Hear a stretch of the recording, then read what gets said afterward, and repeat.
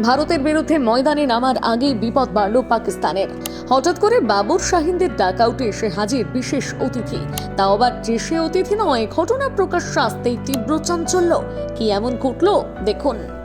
দীর্ঘ জল্পনা কল্পনার পর অবশেষে ভারতের বিরুদ্ধে ময়দানে নামতে চলেছে পাকিস্তান। আজ অর্থাৎ রবিবার টি-20 বিশ্বকাপে মুখোমুখি হতে চলেছে ভারত পাকিস্তান। শ্রীলঙ্কার কলম্বোয় খেলা। ঘড়ির কাঁটায় 7টা বাজলেই শুরু হবে খেলা। এই ম্যাচে যারা জিতবে তারাই সুপার 8-এ উঠে যাবে। সকলের নজর থাকবে পাকিস্তানের বিস্ময় স্পিনার ওসমান তারিকের দিকে। কিন্তু এসবকে উপেক্ষা করে আলোচনার বিষয়বস্তু হয়ে উঠল এক অন্য ঘটনা। কি সেটাই ভাবছেন তো? চলুন বিস্তারিত দেখে নেওয়া যাক। ম্যাচের দুদিন আগে কলম্বোয় আর প্রেমাতসা স্টেডিয়ামে অনুশীলনের জন্য পৌঁছে যায় পাকিস্তান দল।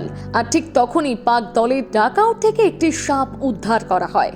অধিনায়ক সলমান আলী আগা এবং তার সতীর্থরা মাঠে পৌঁছানোর সময় ঘটনাটি ঘটে। যদিও স্থানীয়দের দাবি এটা বড় কোনো ঘটনা নয়। কলম্বো শহরে বৃষ্টি হলে মাঝে মধ্যে সরীসৃপ দেখা যায় বলে স্থানীয়দের দাবি। তবে ঘটনাটি অস্বাভাবিক না হলেও ম্যাচের আগে এমন দৃশ্য খেলোয়াড়দের মধ্যে সামান্য চাঞ্চল্য তৈরি করে। এই ম্যাচে জয়ী দল সুপার 8 পর্যায়ে যাওয়ার দৌড়ে বড় সুবিধা পাবে। তাই দুই দলই নিজেদের ম্যাচ নিয়ে ফোকাসড রয়েছে। তার মধ্যে পাকিস্তান ডাকআউট থেকে সাপ উদ্ধারের ঘটনা। ইতিমধ্যে সেই ভিডিও ভাইরাল হয়েছে সোশ্যাল মিডিয়ায়।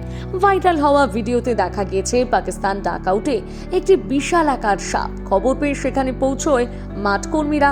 একজন সাপটিকে ধরে প্লাস্টিকের ব্যাগে ভরার চেষ্টা করে।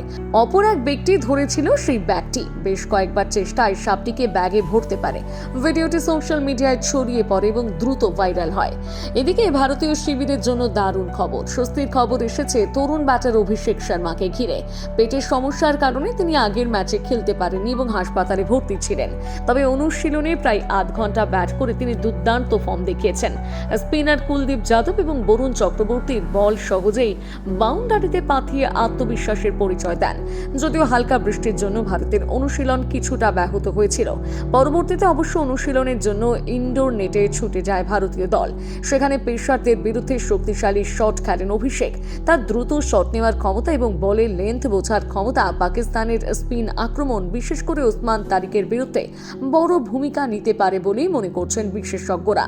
এখন কেবলমাত্র সময়ের অপেক্ষা। ঘড়ির কাঁটায় সন্ধ্যে 7টা বাজার আগেই গোটা দেশ বসে পড়বে টিভির পর্দার সামনে। সকলের নজর এখন আজকে একটা দিকেই। কি হবে আজকের ম্যাচে জানতে হলে আপনাকে যে চোখ রাখতেই হবে টিভির পর্দায়। আরো ভালো ভালো খবর দেখতে সাবস্ক্রাইব করুন বাংলা হান্টের ইউটিউব চ্যানেল। বাংলা হান্টের আরো খবর দেখতে নজর রাখুন। বাংলা খবর মানেই বাংলা হান্ট।